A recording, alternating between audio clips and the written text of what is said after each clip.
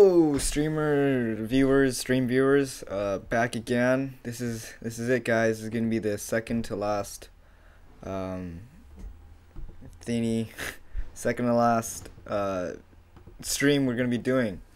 So today we're gonna finish up Flappy Bird finally. We're also gonna look at another application of processing or Java in general. So that's what we're gonna be working on. It's gonna be lots of fun. Lots and lots of fun. Alright, okay.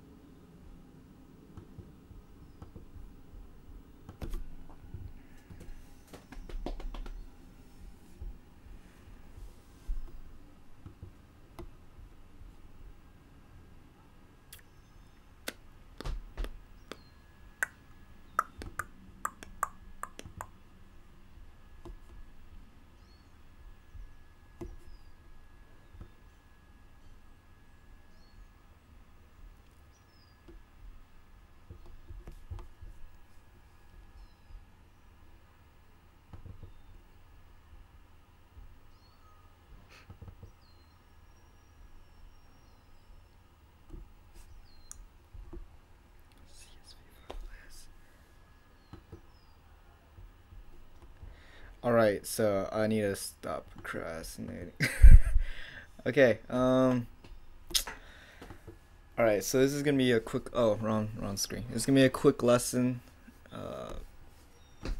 just finishing up, you know, the stuffs. Okay.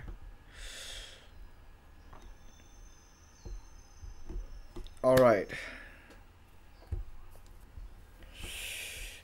My hair is a jumbled mess again, but that's alright.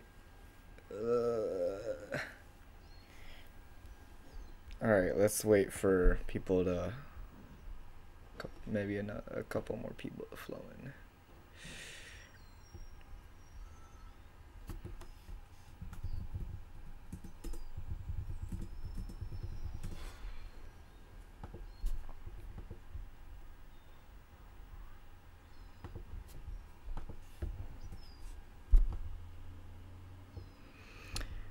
You know, I haven't been posting Google Classroom updates. Maybe I should be. I thought people would know by now.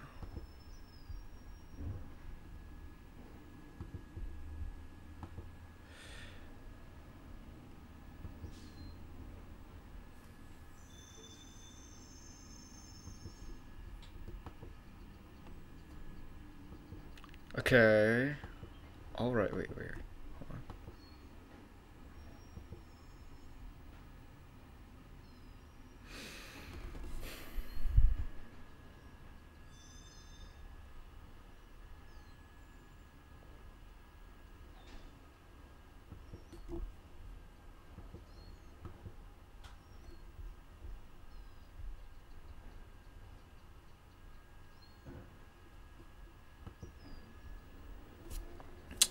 Alright.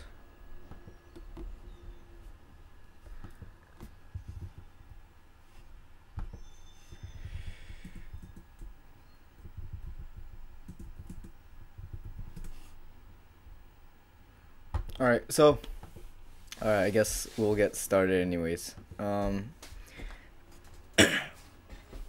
Hello everyone, welcome to day 14 of Java and processing. We're basically done with our Flappy Bird application, but there's one more step, and that is, how do we share this application with others? I mean, do we have to make them download processing and have them run all of this stuff and download the picture image that we did? And the answer is no. We can do it a lot more efficiently. And so first off, before we do that, we have to make our folder a little cleaner. So if you remember if you open up File Explorer, or yeah, File Explorer. Oh, that's not the right thing.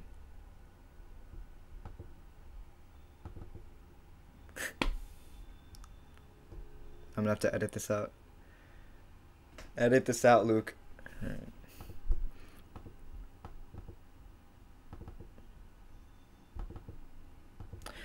So if we open up our File Explorer, this is what we'll see. We'll see our different files that we're using for processing and image file.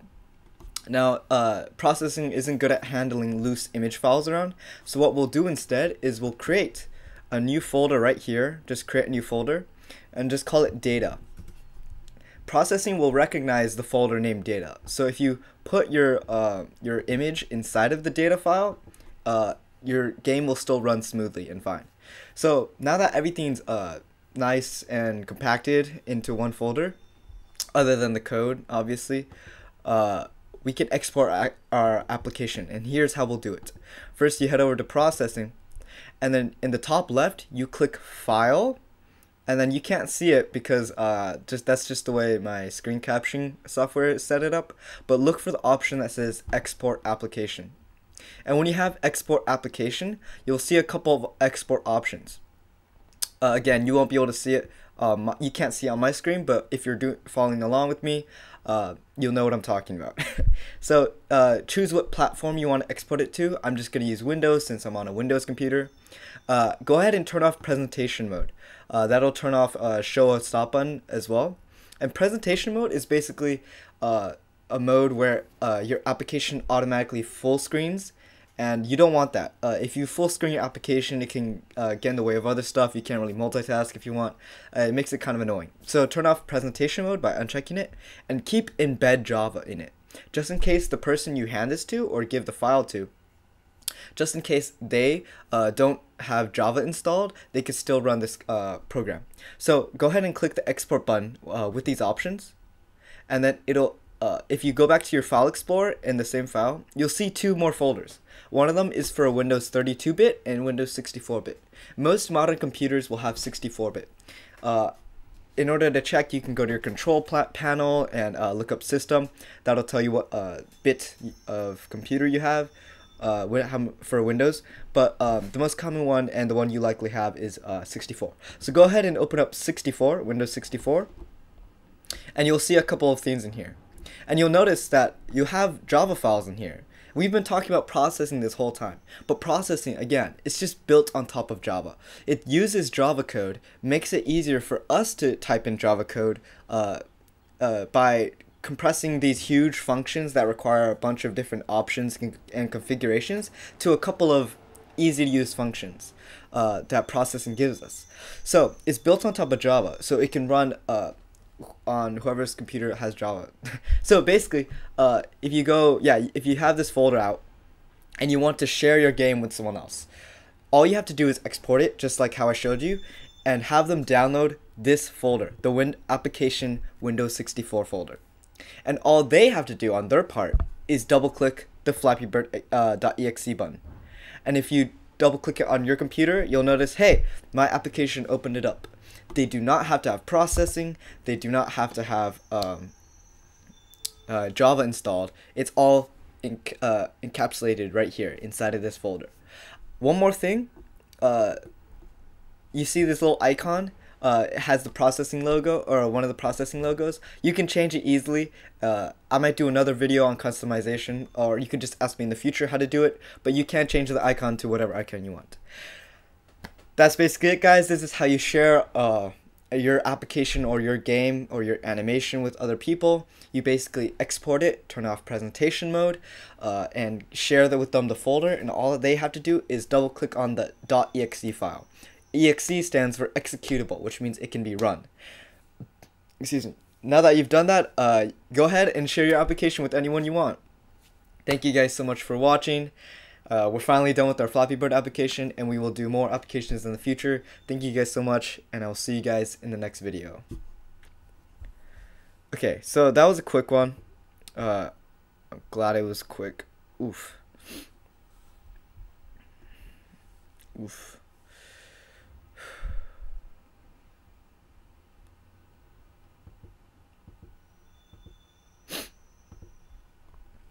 So, I'm glad my internet is not dying anymore like it used to be.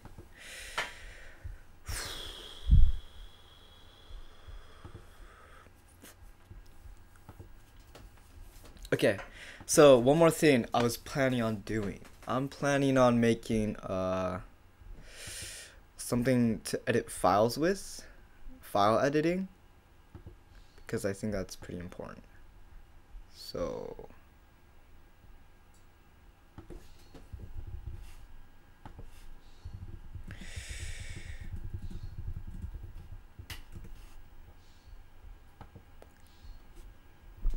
alright, I'll be completely honest. I have not planned much for the rest of this video, the rest of this stream. I know sort of what I'm gonna do, but I don't know exactly. So this is gonna be exciting.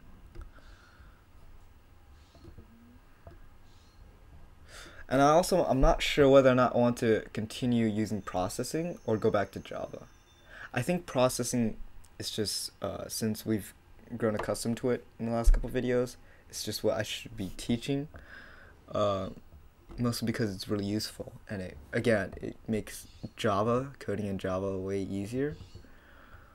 Yeah, I think I know what I'm gonna do.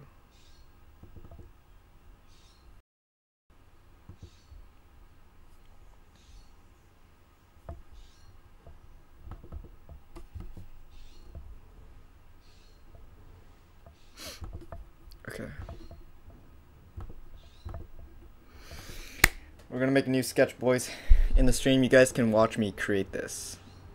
An example sketch. Yeah, you guys can watch me create an example sketch.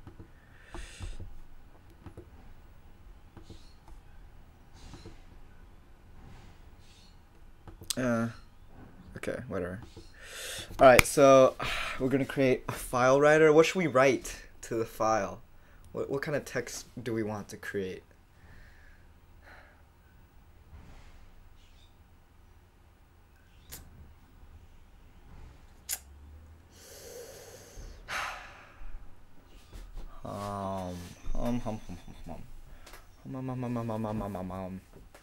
Okay.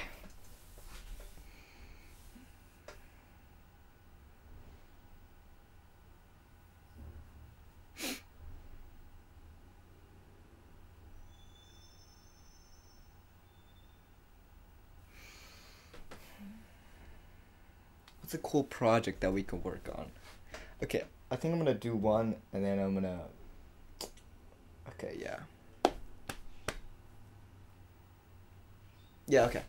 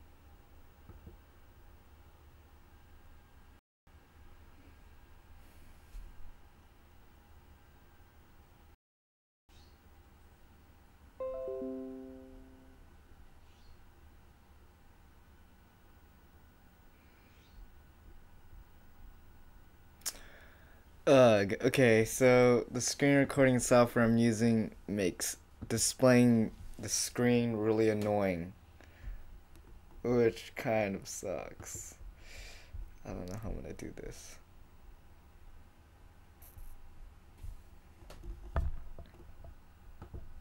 Great, and I'm lagging too.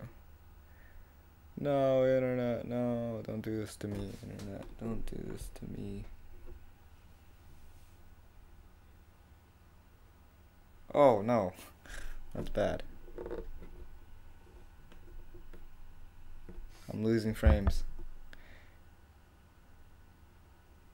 I'm trying to revive my, internet.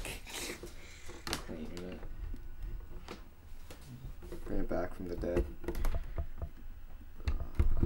Jeez. I don't know why my internet does this. It's so annoying.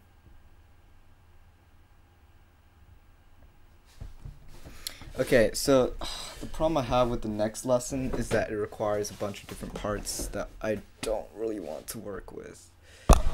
And I'm offline. Sweet. Sweet. Oh, and I'm back. Okay, I suddenly stabilized. Oh, I probably cut the stream in two. Darn it. Oh, I'll worry about that later.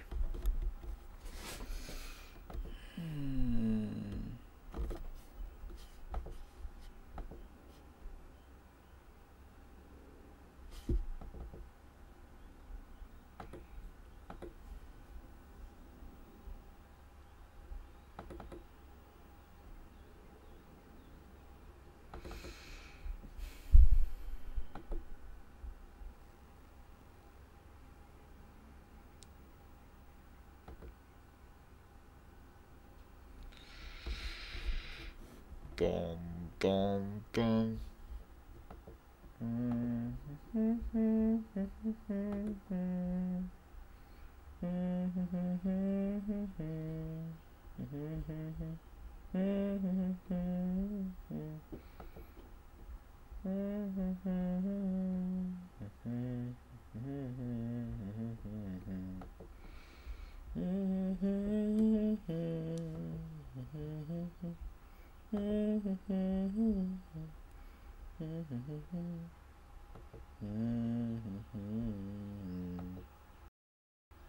Oh, this is awkward. It's me just sitting here. See, okay, yeah. I'm having trouble like coming up with how to really present this next idea. So, I'm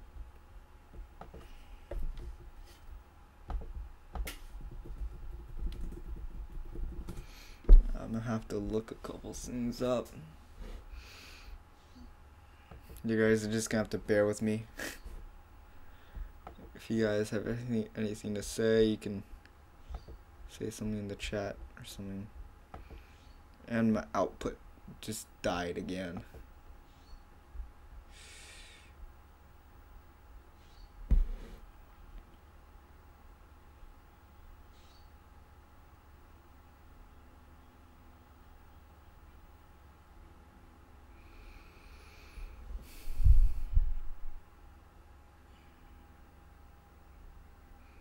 Bum bum bum bum bum bum bum bum.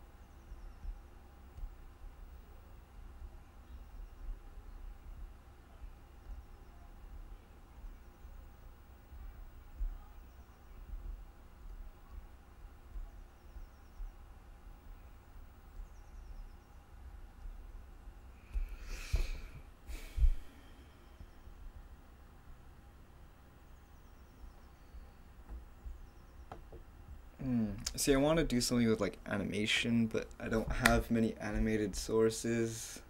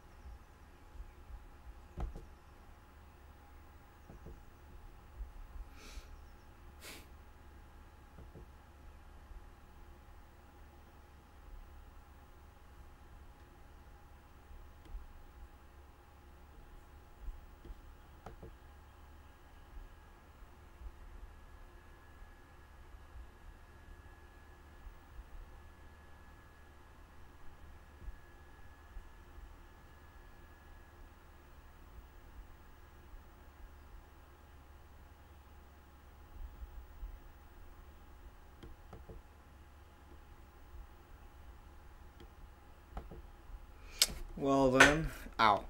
Um. Okay, so. uh,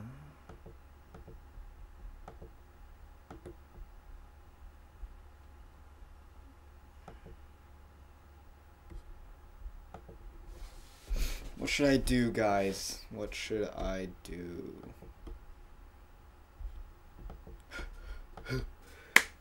Oh, oh, oh.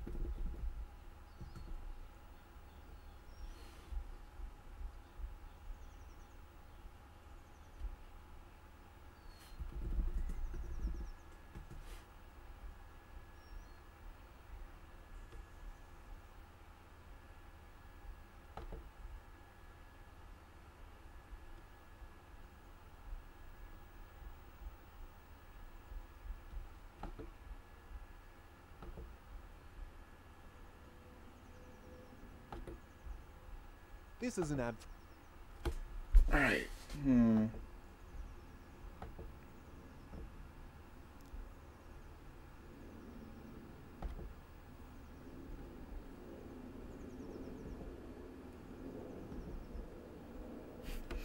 Alright, I'm gonna download a animated running sprite.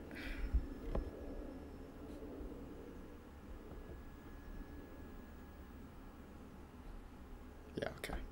This is good, guys. This is good. If it would load. No, I'm lagging. No, my internet. It's dying. Okay. Yeah, I realize everyone's. Oh boy.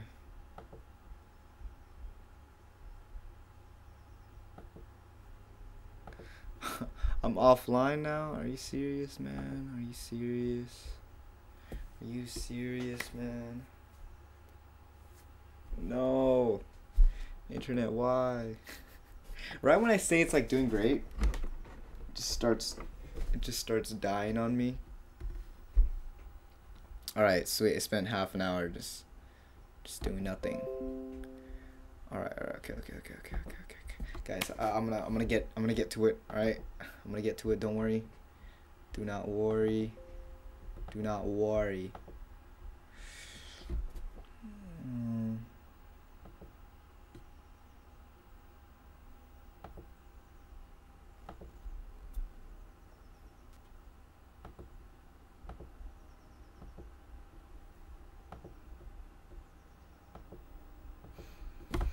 Okay, I want to do two things. So, animation, I guess.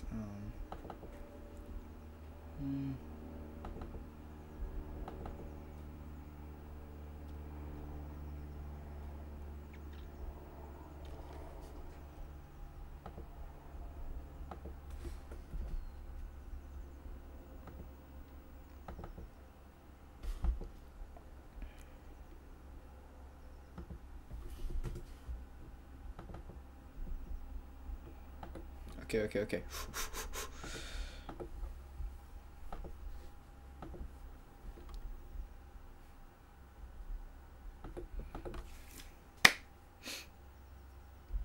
Can you guys see this? Oh no.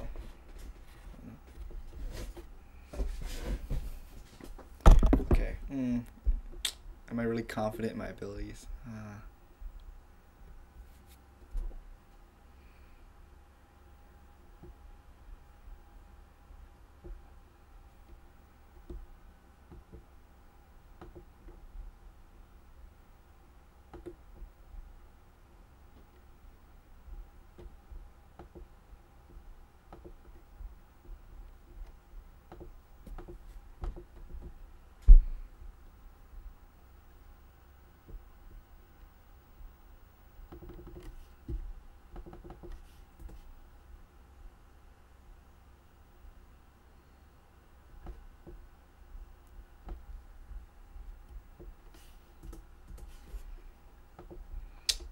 Oof.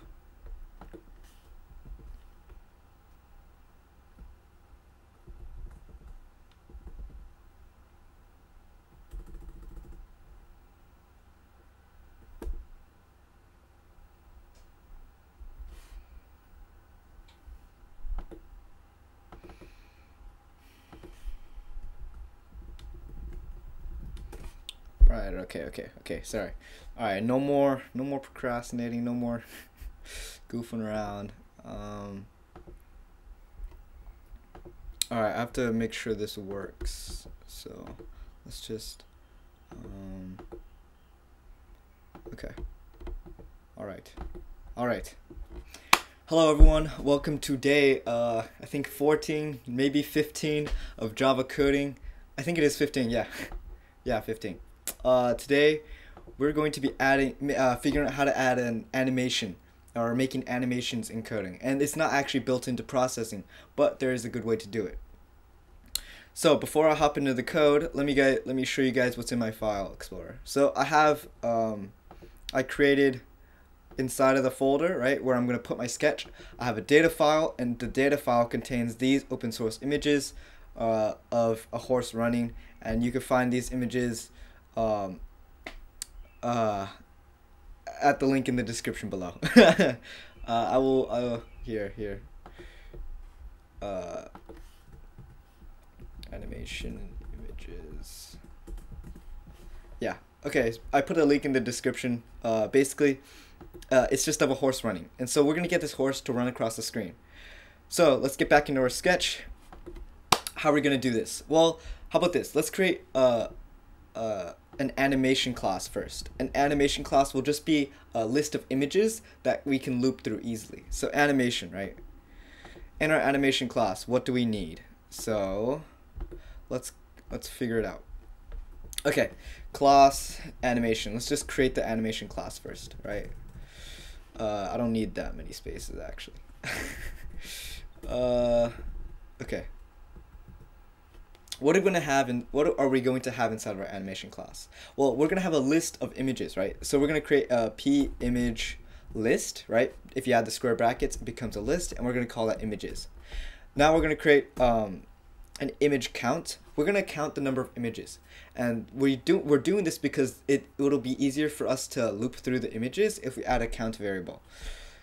So image count, the number of images that we're gonna have, and then also the we're gonna create a count, right? Or a count to that we can loop through the images with. So let's create our constructor. If you remember what a constructor is, it's the first thing that runs when we create an object using this class. We're gonna give it a file name, right? Two keywords, file name and count, just to make things easier. So what are we gonna have for these? Well, now the file name, and if we go back to the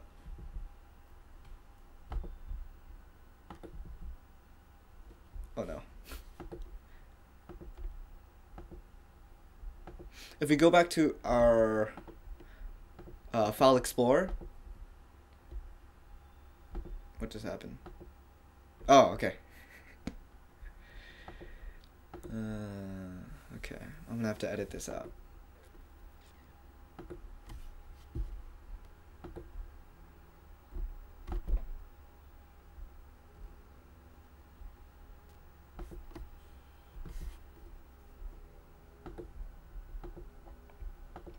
Now if we go to our file explorer, we'll see that there's a consistency between all the images.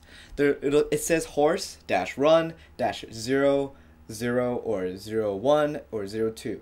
So what our file name will just be everything before the counting variable, or everything before the number that changes, right? So our file name will be horse dash run dash 0, because after the 0 comes a counting variable. It goes 0 1 2 3 4 5 6. In total we'll have 7 frames. Now it says it ends with 6, but that's because we're including 0. So we have a count of 7, right? And the file name we'll know. But we'll make this animation class applicable to all classes.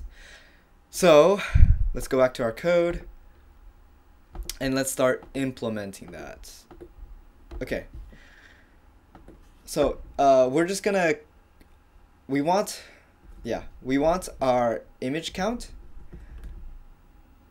to equal the count that is given to us, and we're also gonna want the images, this dot images, to equal a new object, a new array list, right, with the number of images as the image count. This dot image count. That way, basically, yeah, we're creating an array that can store up to the number of images that are inside of our image array thingy. Okay. Now before we that might seem like it, right? We have the number of images, and we have an empty array of images to put our images inside, and we have the number of images stored inside this image count variable. But before we're going to use that, we're going to have to load in all of the images. So we're going to say for int I equals 0, I is less than image count, right? Or less than this dot image count I plus plus. We're going to loop through basically all of the image. We're going to say images of I, because right now it's null. We can fill it using a loaded image. And if you remember how do you load an image? How do you create a p image object? Instead of saying new p image, you say load image, and that way all you have to do is say the file name, which is file name. Oh, not load image of the file name. The total file name will be our base file name, or we could call this the file name prefix, and then plus the number, right? Because you're having a count, right? Horse.image.run.01 slash 0 or dash 01, and then dash 02, and then dash 03. You have that prefix and then the number that's counting. So we're gonna say file name plus, right, I, and it'll automatically convert I into a string so that it can combine the two. So make sure when you have your animation file that the file starts at animation 0 and then 1 and then 2. Otherwise this won't really work. Now that's all we need. Now, another thing that we're going to want in our animation class, other than the constructor, is a display function. We're going to want it to increase its counter, right? So it knows what frame it's at, and we also want it to increase. We want it to loop through the images basically. All right, so we're gonna create a void class called display. Display. We're gonna display. You have your X, you have your Y. Basically, we're gonna do all the imaging, the imaging right here. All we need this to do is we're gonna say count plus equals 1, right? Now I'm gonna alter this very soon, but all we're saying is, hey, I want it to increase the frame. I want to increase the frame by a certain number. I want to increase the frame by a certain number. And what I mean by count or frame, all I'm saying is the index of our p image list. So remember, our p image list is just a list that we've loaded picture objects into, right? Now we can, if we loop through that list, right, using a for loop or just counting using a counter variable and using the index through that list, we can access each p image. So we can just say count plus equal 1, right? So we're moving frame by frame through the list to go to the next animation. But we want to alter this just a little bit. We want to actually say equals count plus 1. Sorry, remember this dot count equals this dot count plus 1 modulo, and I messed it up this whole time. The function is called modulo, the remainder is called modulus, I think, something like that. But I know the function is called modulo. This dot image count. What we're saying is, hey, once this remember, modulo is the remainder function. It finds the remainder. So if it can divide perfectly, right? If it can divide 7 by 7 perfectly or 14 by 7 perfectly, as in the remainder will be a whole number, then it'll return 0, because the remainder, if you divide perfectly, is 0. So what we're saying is, hey, once this reaches the end, it goes from 0 all the way to our animation has 7 frames. Once it goes to 7, we want to divide 7 by 7, right? Which will actually give us a remainder of 0. And because we're storing that inside of count, we're resetting the frame. We're trying to reset the frame. Once it gets to the end of the animation, we want to start back at the beginning. So that's how you do it. If you say modulo the total length of the image, it'll repeat over that image over and over and over again. So, okay. One more thing I want to add in here that I didn't add in at the top in the constructor. I wanted to declare this dot count equals 0, and I realize this is kind of confusing. Count equals there's 2 different kinds of counts here. This one I'm gonna call it frame count, right? The number of no, that is not good. I'm gonna call it file count, right? Basically, I want to differentiate these variables. Oh, that's the only time. Yeah, okay, those are the only times it's used. Count is completely separate. In this version of count, I'm saying which frame it's at right now. The count I was using earlier, or the file count, is how many total file or images there are inside of our animation. Now all we have to do is say images of count at x and y. So again, the image function displays a p image at a certain coordinate, right? X and y. How do I access that? Well, I have a list of images that I can access using the index of count and this dot images, and that'll display it to a certain coordinate. So that's basically it. Now let's go into the fun stuff. All right, we're gonna create an animation right here. So we're gonna again void setup, have our setup function, and have our draw function. Now all I'm trying to do in this animation that you're going to see is I'm trying to draw the horse to the screen. So a couple of things. I have to make sure our size is pretty big. The size of the screen is pretty big. I want to say 500 by 500. Give us a lot of leg room. Hopefully, I don't actually know the dimensions of the image, but hopefully it's smaller than that. I'm also going to create wow, crows are outside and they're being really annoying. Okay. A new animation class, or yeah, animation object. So animation horse, right, will be a new animation, equals new animation, and the name of again, what kind of parameters or arguments or inputs do we have to have here? All those are the same thing. We're gonna have to have a file name and a file count. The file name is horse dash run dash 0, right? And the total number of images there are is 7. Now that we have that, I'm gonna say, oh, okay, we could do this here, or we could just end it there and say animate horse equals, oh no, horse equals new animation. These are essentially the same thing. This I'm saying, hey, at the beginning of the I'm defining a bunch of variables, and empty, this is precisely, or this specific one is saying, hey, excuse me, I'm creating empty animation class, excuse me, empty animation object, and when I start the game, which is in setup, I want to store new animation inside of it. If I kept it up here, then I guess it's the same thing, but because setup for sure runs before draw, we're gonna define it here. So now that we have our animation, we're gonna have to draw it, and here's how we're gonna do that. So we're gonna create integer x, right? We're gonna create integer speed. Now I could create a new horse class just to store all of this inside of it, and I can give that horse class a variable that is an animation, right? So I can just run through that animation. But because all I'm doing is creating one horse, all I need is I can just store it all in the main class. Now, yeah, again, you can organize this however you want. I'm just doing it in this specific way. I'm gonna create an integer y. So here's how we're gonna do this. We're gonna simply say background.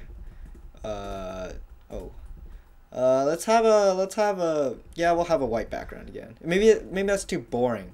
What kind of background do you guys want? Nah, okay, I don't want to have it like be super neon because that would be crazy. All right, background of 255. And if you missed what size does, size just sets the dimensions of the screen. So it's a 500 by 500 pixel screen. So I'm going to now my horse has one function, right? It's the display function.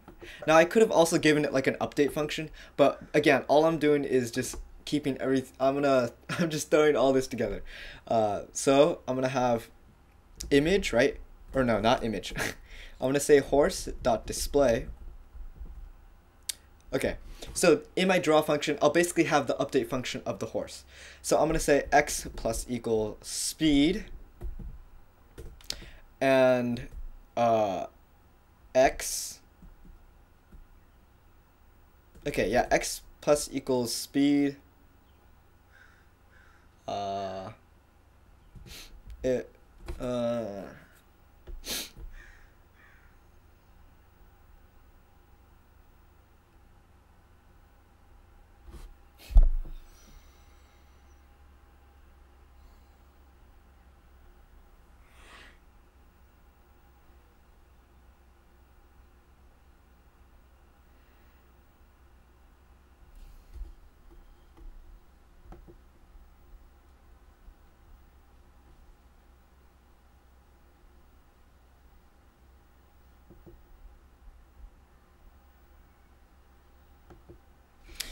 Okay, so x plus equals speed, and now we're gonna say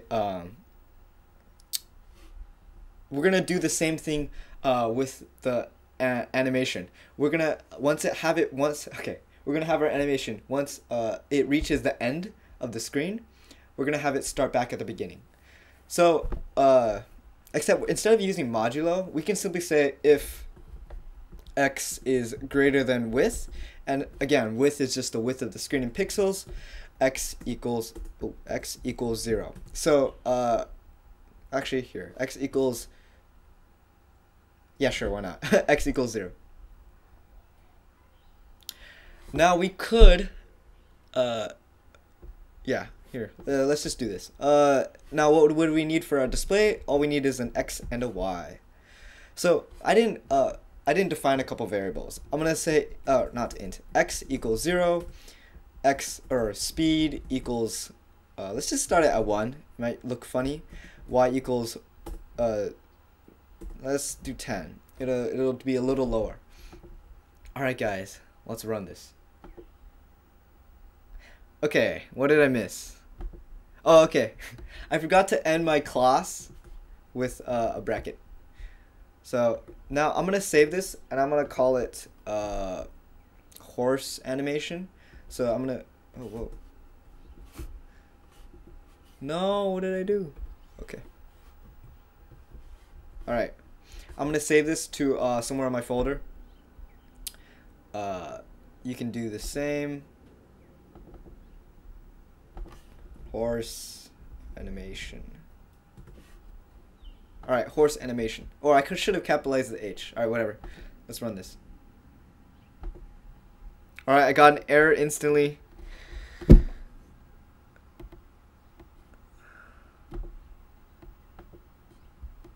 Horse run.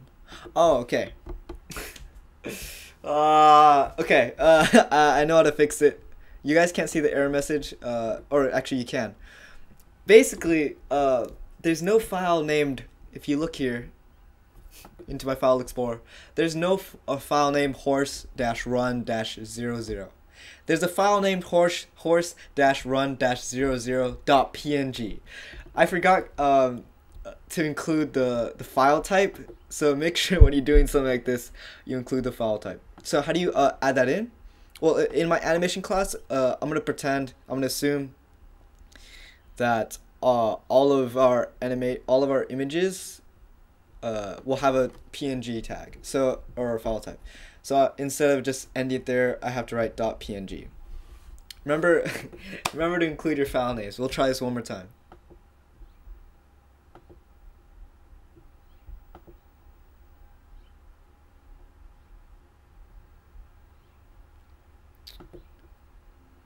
All right, it's erroring out again.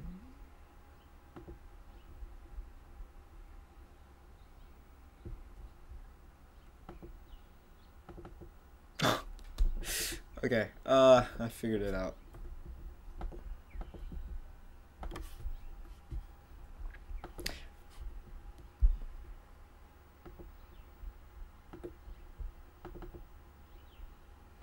All right, sweet. I had to like close everything and then.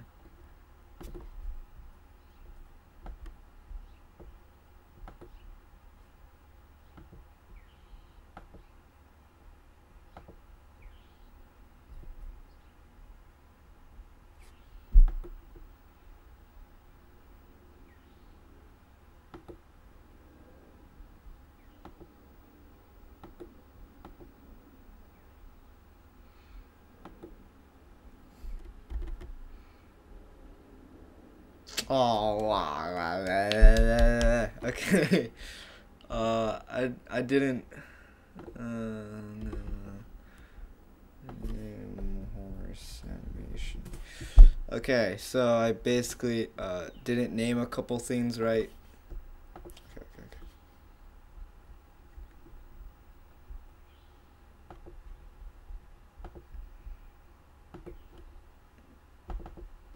Okay. We're almost done. Okay. We're almost done with me goofing around. Okay, that's the right screen. Okay, I dealt with a bunch of errors. Now we can finally run it.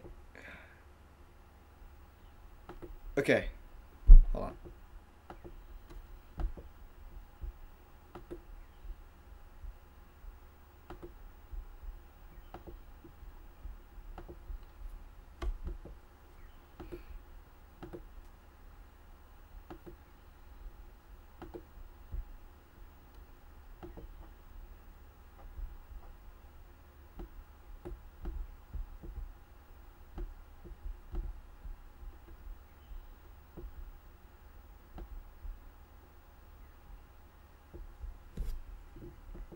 Now we can run it. Alright, so this is the ultimate animation. This is the product that we've created. It looks kind of funny. I want to edit it a little bit before I finish this video. You can see that even though it's running super fast, it's not moving super fast. So we'll learn to fix that right now. And other than that, that's basically it. So one more thing I want to add into our animation class. I want to add in a speed variable as well. And I also want to add in a width, or yeah, a W. We can't use the width thing again. So one more thing other than the file count we want to add is a speed. And the speed is how fast we want the animation to run. And the reason we have a speed is because well yeah, I mean we want our speed, we want our animation to run at certain speeds and not always be 0. So, oh wait, no, this dot speed equals speed. Okay, this might look confusing. I named it here animation speed. Yeah, let's just copy paste that over. So we have an animation speed. So instead of increasing it by 1, we're gonna increase it by this dot speed. Now, one problem with this is, what if we give it a speed that's below 1, or like or like a float speed, right? Something with a decimal. An easy way to get rid of that is to just say int.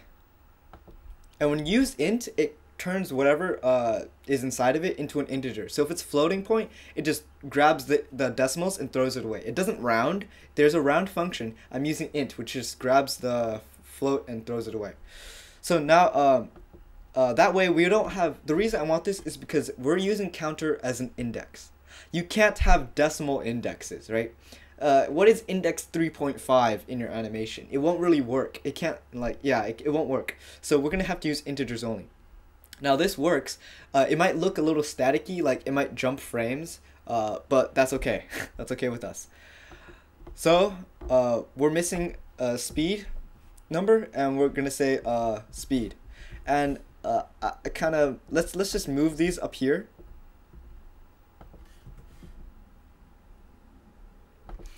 Now, why don't I get rid of speed completely? Don't we not need it anymore? It's just included inside of the animation.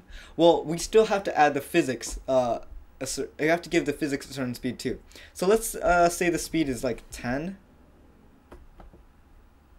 Now, okay, I realize this isn't very smart.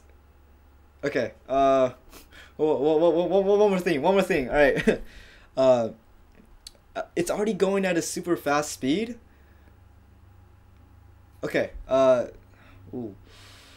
Okay, sorry. Okay, we have to choose a speed between 0 and 1. And the reason we have to choose a speed between 0 and 1 is because if we're changing the frame every single second already, that's insanely fast. So let's say like 0.2. But then again, it moves really slow. So let's multiply this by a scalar, right? A scalar is just a number that we multiply to increase size. Okay, speed, it has to be a float. Let's just say it's a float. That means we'll go here, it's a float, and over here, it's a float. All right. Okay, now we fixed everything. We fixed hopefully everything. Now let's run this one more time. And it's not changing. Okay.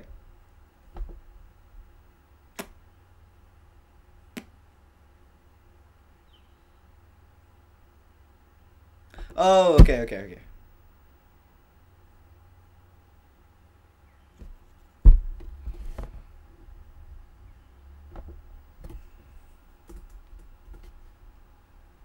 We don't want to, okay, alright.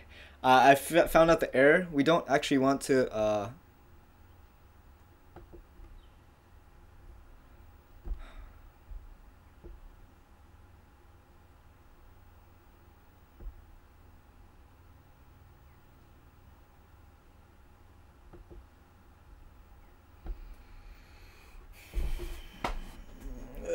why do I do this to myself? Okay, let's ditch the modulus.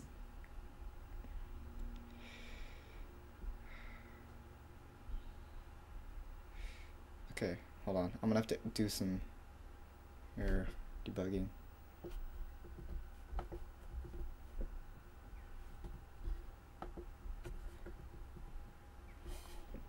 Okay, so one more thing. I missed out. Okay, we have to make sure our counter variable, because now we're adding by a float number, we have to make sure it is a float number.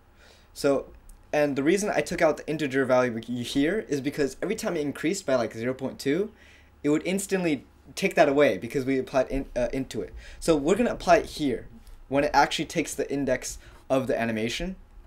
We're going to put it there. So we don't have to change anything else. I think it's completely fine now. All right, let's run this.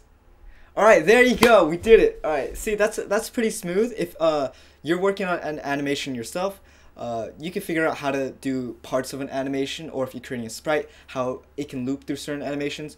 Or if you want to develop an entire like movie scene using digital graphics, you can use this process of animations. And that way, yeah, you can build your own little digital animation. So that's basically it for today. I showed you can actually have it run multiple horses with different speeds. I might do a small video on that. Other than that, thank you guys so much for watching, and I will see you guys in the next video.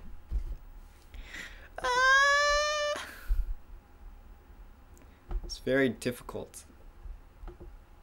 Okay. I'm still not sure whether or not I want to do this next lesson. Videos, it's almost over, whatever we're doing. Because the next lesson requires a lot of file management, and that's annoying. That's really annoying.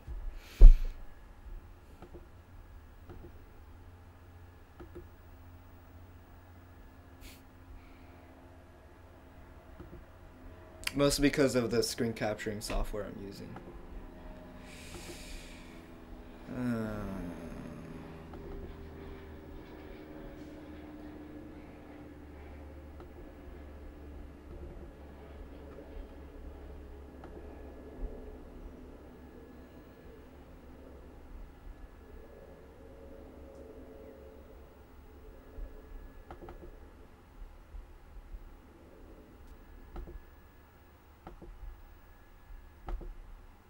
My screen's not handling, or my computer's not handling all this stuff very well.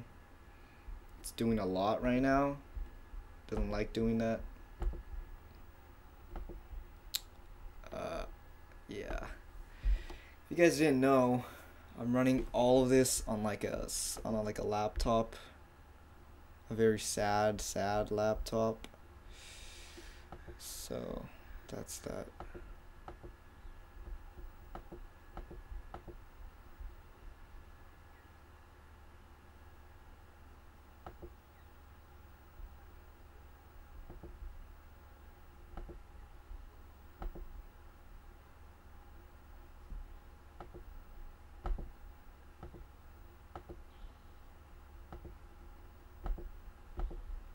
Okay, so we're going to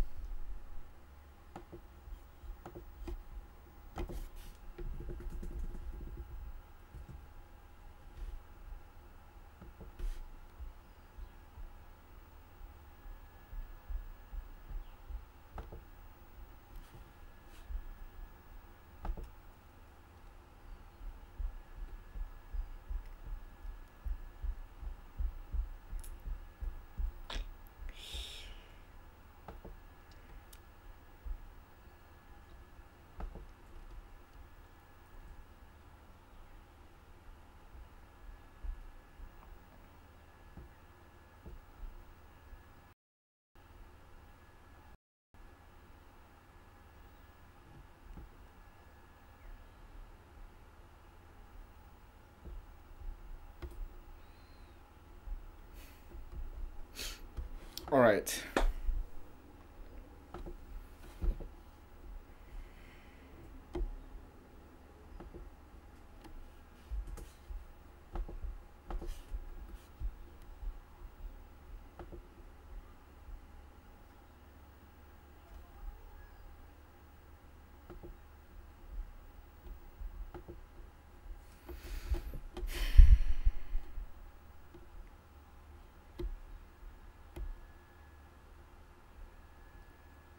Okay, we're almost done. I want to create a short video.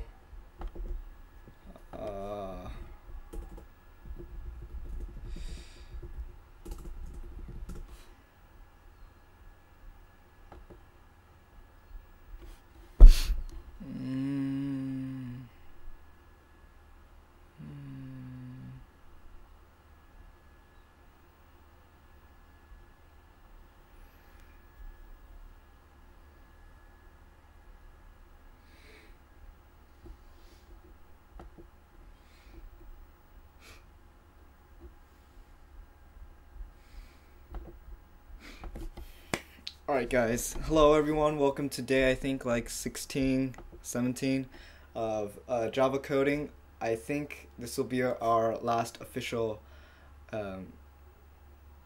processing video. The rest will, I guess, just be a review and a conclusion. So today we're going to work on file editing. So how do you edit a text file, how do you create a text file, stuff like that. So using processing, obviously. So this is kind of difficult for me. Oh wait.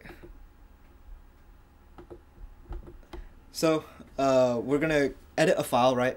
I have a list of just like random foods, right?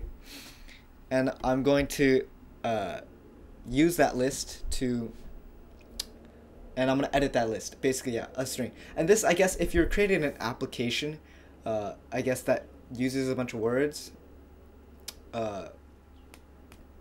It can, yeah, this can help, I guess. I don't know. No, okay, I'm gonna start the video. Restart the video. Hello everyone, welcome to day I think 16, 15, 17, I don't know, of processing. Today we're gonna be working on file editing and any other future applications of processing. So this isn't my example that I created is not very good because I didn't really know what a useful application of file editing was at the moment. But if you do find a use for it, and I did find a use for it in some random hobbies of mine, this could really help. So again, we're gonna be editing a text file, right? And I have a list of like random grocery items, or not random grocery items, or random foods. I think that start with the letter B or C. And I'm basically gonna edit that file and create a new file that has those foods but edited. And so if you guys were gonna create an application of some sorts that I guess is supposed to edit text in some way or form, we will go into I will help you go into how to edit that more efficiently using code. So again, let's just define some variables real quick. So because it's a list of strings, right? Strings of the name of foods I'm going to eat. I'm going to say foods. I'm going to create a new string foods list, right? And we're going to create a reader, all right, that will read through this and it'll help us do stuff with it, I guess. And then string, we're going to create one more string edited list, right? Now let's go ahead and create our void setup and void draw function. How we're so used to. Actually, so I said that every program needs a setup and a draw function. However, that is not exactly true. A setup function is, again, the first thing that runs when you start your code. And the draw repeats over and over again. If I want this to only run once, and this is the case that we're going to be using, we only want it to run once, we actually don't need another file, I guess. Yeah, we don't need another, yeah. What am I saying anymore? So how are we going to do this? Okay, sorry. Yeah, we're only gonna have it run once, so we're gonna have a setup function, right?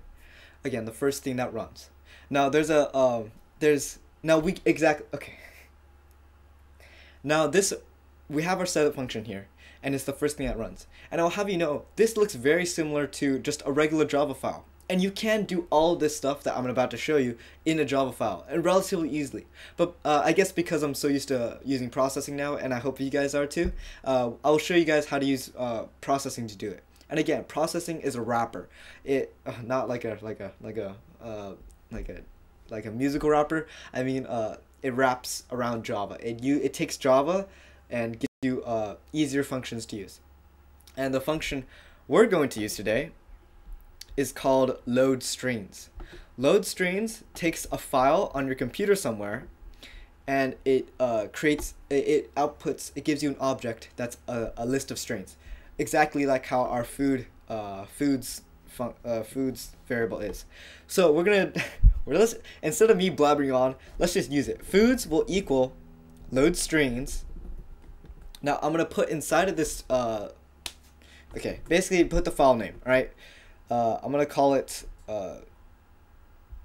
foods.txt. Simple. And I'm gonna save this, right? I'm gonna save this inside of a folder called food list. All right, food list. All right. Now, if we look into our directory, right? Our directory as in folder, right? Oh, that's not the right thing.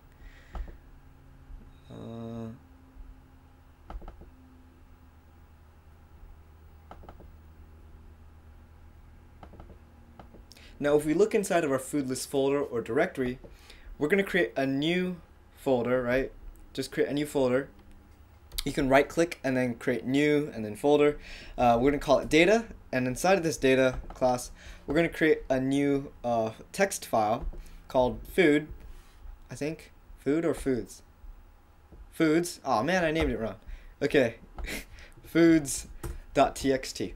And once you open this, you can put in whatever you want. Again, I'm just saving a bunch of foods that start with the letter B. Now let's go back to our code. And all we have to do now, it actually stored in a list of the foods. And why is it a list? It's because it takes every space, right? Every time you press enter, every return, every new line as a new string. So every line inside of your file, your text file, is a new string. And all those are stored. Now, what do I want to output? I want to output a new file, right? A new text file that has an edited version of all these. How do we do that? There's an object, a class in processing called printWriter. So printWriter, if I could spell, we're going to call it output. It lets us write stuff to a new file. So let's just say output equals create writer. And again, just like load image, there's a specific constructor function that builds us a new print writer. And a print writer, again, I didn't explain it well. It's just an object that helps us create and write to a text file.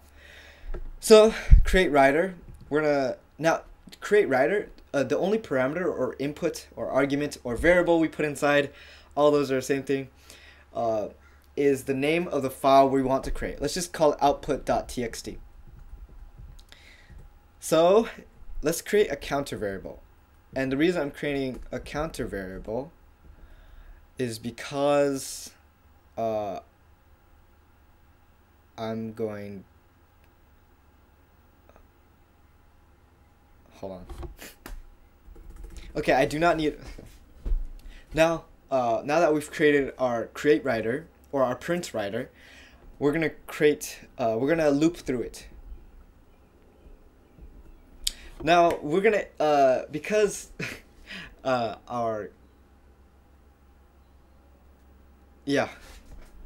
okay, now we're gonna loop through it. Int I equals 0, I is less than foods dot length, I plus plus.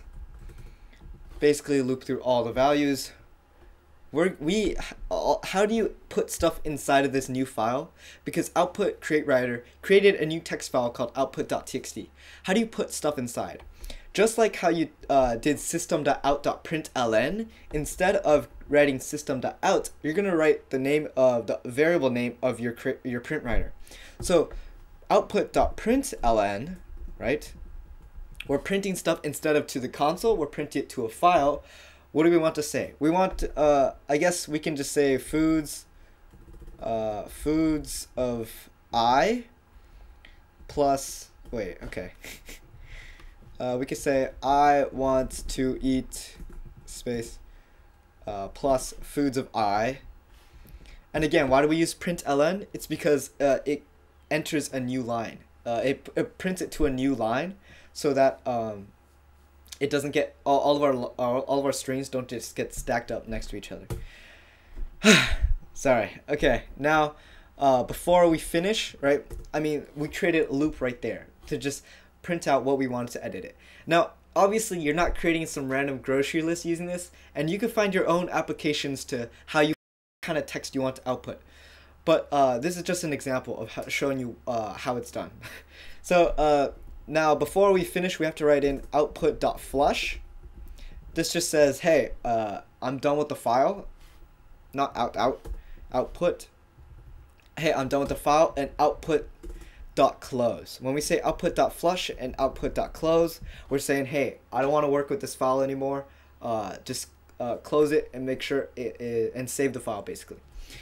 And then you say println done. Now the reason I have this is it tells me, it tells to my console down here, hey, I'm done editing this file. So that's basically it. Now if you run this, let's see if it works. If I missed anything. You'll see a little window pop up if you're running this. And you'll see in the console, done. That means if you go back to the directory or the file, you'll notice that if you go back to here, you have an output.txt file. And if you open it up, you can't see it, but basically it turned my list of just foods into a list of my new edited text. So that's how you edit text using using processing. You load it in using load strings, then you create a writer to a new a print writer, right? Using the create writer function to a new file name such as output.txt, and then you print to that file whatever you want, how you want to edit what kind of inputs you got from the previous file. Again, you don't need the draw function, it only runs once. And at the end you say println some kind of message to yourself saying, hey, my program finished running, just to tell yourself when the program's done. So that was kind of a short, convoluted, random lesson. The applications are really up to you. What do you want to do with this? One time I took a file containing a bunch of authors and books names, and I used processing to edit all of those and turn it into a format that Quizlet, a very famous website and application, that I basically edited it and formatted it into a way that Quizlet could take all those and turn it into a Quizlet set. So that's the kind of application I'm talking about. How do you want to turn this whatever data you have into whatever data you want, or whatever data format you want it to be, so that you can either upload it to something else or print it a certain way? Yeah, that's really up to you.